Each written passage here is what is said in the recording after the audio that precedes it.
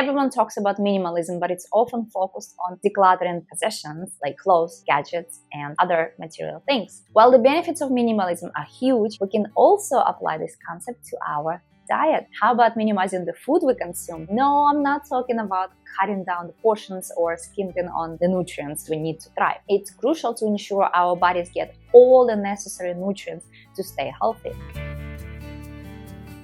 So today is day 3 of my daily YouTube upload challenge, and I'll be sharing more about veganism, focusing primarily on raw plant-based diet. And I encourage you to join me in exploring this raw food lifestyle, or at least try a whole food plant-based diet, even if it's cooked. It can certainly help you get your health back on track. So drop your questions and concerns in the comments and I'll be happy to answer them. And if you are already eating all raw, I'd love for you to share your best tips and tricks for thriving in this world that isn't exactly designed for raw vegans.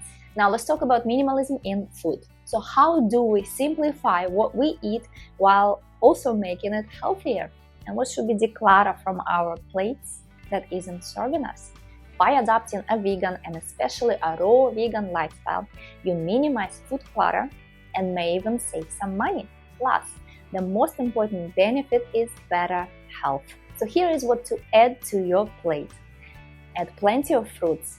Don't be afraid of natural sugars. Our bodies recognize and thrive on them. So eat vegetables, nuts, and seeds. It does sound minimal, right? But this is exactly what our bodies crave in order to function at their best. And by the way, there is a huge variety of plant foods, so you're not gonna get bored. And it can be as simple or as creative as you want. For example, I love making ice cream. So you take frozen bananas, you blend them with some other fruits. It's easy, but I'm really looking forward to eating this. Or I prep my salads ahead of time, and that gets me excited to eat healthy. And day by day, I make it work. Every morning I wake up and I tell myself that today I'm eating healthy. Today I am healthy and I'm only eating raw food, and then I follow through. Feels amazing. While it sounds so simple, it can be tough in certain situations, but it's possible. There are plenty of thriving raw vegans out there. Look up Luca Rona, Doug Graham, Mimi Kerb, Marcus Rothgrams, Jillian Berry, Misfit Vegan, who is amazing, who I did so many challenges with already. And these individuals have been raw vegans for years, and some of them are over 80 years old and they are still thriving. So in addition to eliminating all animal products, what else can you minimize by going raw vegan? You can minimize electricity and gas consumption because you're not gonna use any more microwave or oven, since raw vegans don't really cook their food. You're gonna minimize water. You'll use less water because you wouldn't need to wash these greasy pots and pans. Also, you're going to use less dishwashing soap. Once again, since you're not going to be dealing with greasy residue, you'll barely need soap. Also, the washing sponges, they will last longer because you won't need to scrub off tough food particles. Also, you're gonna minimize the load on your digestion. Minimal impact on your digestion means maximum energy. Processing food takes a lot of energy, and raw food lightens that load. Another big one is time.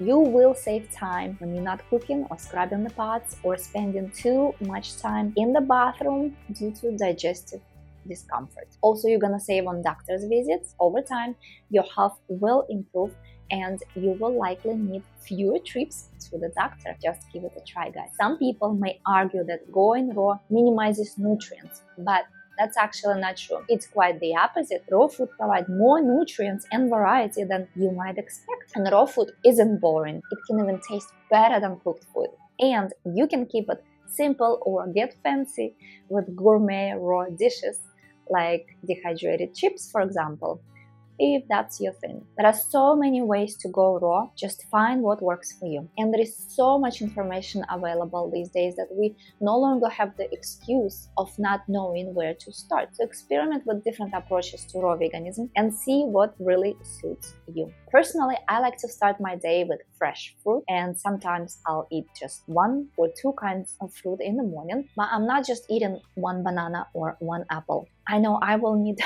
much more than that. If your body isn't used to eating large amounts of raw food, then start eating a few smaller portions throughout the day, and then gradually increase the portions and reduce the frequency. And eventually aim to eat fewer but larger meals instead of, for example, 5 small portions.